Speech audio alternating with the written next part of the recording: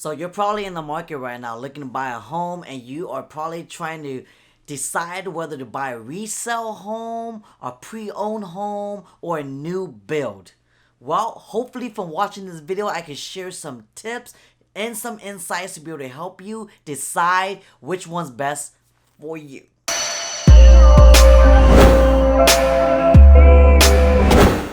So in today's video, I'm not going to talk with you guys much about which one you should choose. After watching this video, you could probably decide for yourself which purchase is going to be best fitted for you and your family. Because maybe you're not looking to buy something fancy, your needs and want is gonna be different. But what I will share with you is some of the things to look out for when it comes to buying a new build. Okay, so if this is your first time here, you might want to consider subscribing because I make videos like this every single day.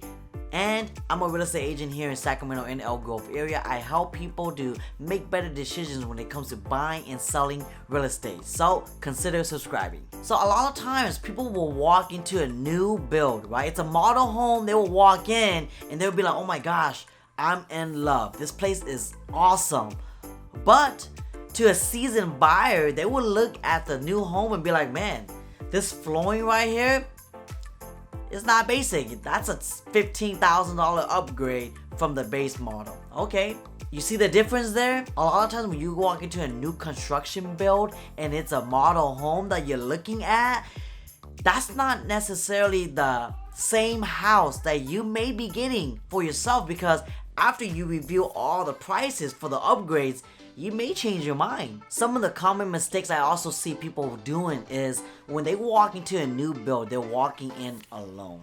This is something that you're actually hurting yourself, because when you walk in alone, you're gonna most likely be assisted by the new developer's agent.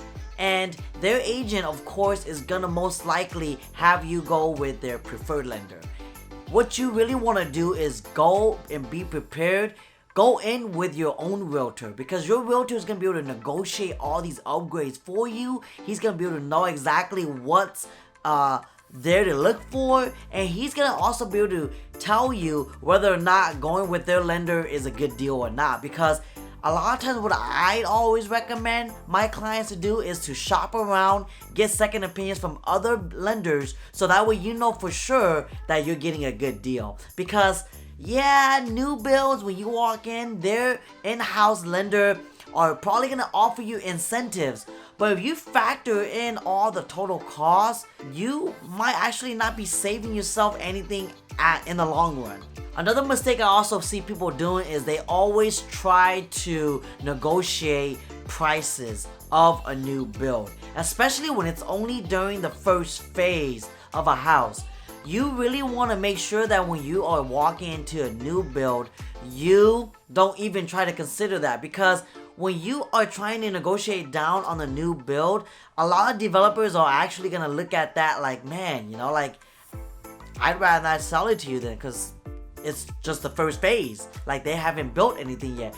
In fact, go in and negotiate upgrades. A lot of times a developer will probably give you an upgrade and give you a discount off the upgrades versus reducing the purchase price. So next time when you go in, if it's a first phase for a new build, try negotiating for upgrades. Heck, you might be lucky and get all the upgrades exactly like that new model home for free. You never know. One thing I do want to also share with you is that just because it's a new community, it doesn't necessarily mean it's going to be a great area, because it's not fully developed yet. As they're building out this new community out, you don't know who's going to be moving in or moving out. So until it's fully furnished, and even that, you won't really know how the area is going to really be until maybe a few years down the road. Heck, you might think that because you're buying in a new area and it's a new home, that it's a great area compared to like a more developed older community. But the moment you move in and 4 or 5 years have gone down and the community is now fully developed, you got a school, you got libraries, you got all these parks, then you start to really realize, oh man, I don't like my neighbors. Like, this is a new area. Like, why is it so ghetto? To all the people out there that thinks buying a new home is gonna be able to put them in a nice area, you might want to think again, because until it gets fully developed, you won't really know for sure.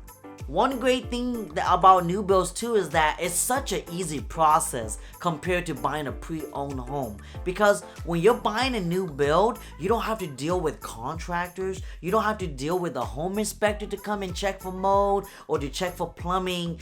You don't need to check any of that because everything is new. You just gotta be there when the contractors are laying the foundation, putting up the studs, your electrical and all that, so that way you can see exactly if they're doing it right or not.